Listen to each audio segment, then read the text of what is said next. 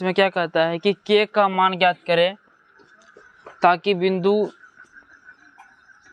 7,-2, 5,1 तथा 3,k संरेखी हो। यानी कि हमको एक चीज दिया हुआ, कंडीशन दिया हुआ है संरेखी हो, तो बोल रहा k का मान ज्ञात करने के लिए।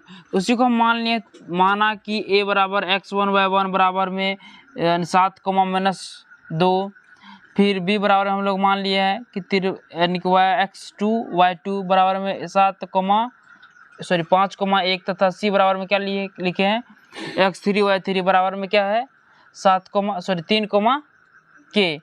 तो ये बिंदु हम लोग मान लिए हैं। और जब बिंदु a और b तीनों क्या है संरेखी हो तब क्या होता है, तो याद रखिएगा आप लोग, जब बिंदु संरेखी हो तब त्रिभुज का क्षेत्रफल क्या हो जाता है 0 हो जाता है। तब त्रिभुज का क्षेत्रफल किसके बराबर 0 के बराबर। तो वही किए हैं। तो हम लोग जानते हैं कि त्रिभुज का क्षेत्रफल क्या होता है, उसी चीज को हम लोग यहाँ तक लिखे हैं।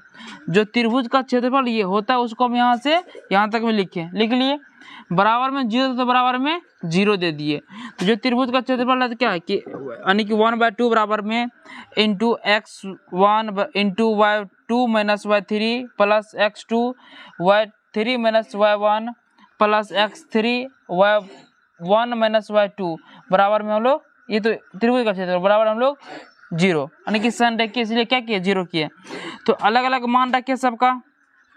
1/2 x1 का मान लिखे है 7, उसके बाद y2 का मान लिखे है 1 और k यानी कि y3 का मान क्या दिया हुआ हमको, यहाँ पर y3 बराबर हमको क्या लिखा हुआ है, यहाँ पर हमको k लिखा हुआ है। तो ये चीज हम इधर लिखे। फिर उसके बाद प्लस में, तो प्लस में y2 का मान, तो y2 का मान कितना लिखा हुआ है 5, y2 का मान हम लोग 5 लिखिए। उसके बाद y3 माइनस y4, y3 कितना है मेरा, y3 मेरा k है। उसके बाद यहाँ पर देखिए y1 मेरा कितना है y1, यहाँ से देखिए y1 मेरा -2, तो -2 यहाँ पर लिखिए। फिर उसके बाद तो इतना तक हम लोग लिखे। फिर उसके बाद क्या कहता है कि x3, तो x3 कितना दिया है मेरा x3, तो x3 मेरा 3 दिया हुआ, तो x3 3 लिखे यहाँ पर। फिर y1 और y1 तो y1 -2, फिर y3 k सॉरी y1 कितना -2 और y2 कितना है मेरा y2 1 दिया हुआ है, तो -2 और उसके बाद कितना लिखे हम लोग 1 बराबर में कितना 0। क्यों, त्रिभुज क्या है संरेखी है, त्रिभुज का क्षेत्रफल क्या है यानी कि संरेखी है, त्रिभुज संरेखी है इसलिए उसका क्षेत्रफल क्या हो जाएगा 0 हो जाएगा। जब त्रिभुज का बिंदु संरेखीय हो तो उस त्रिभुज का क्षेत्रफल 0।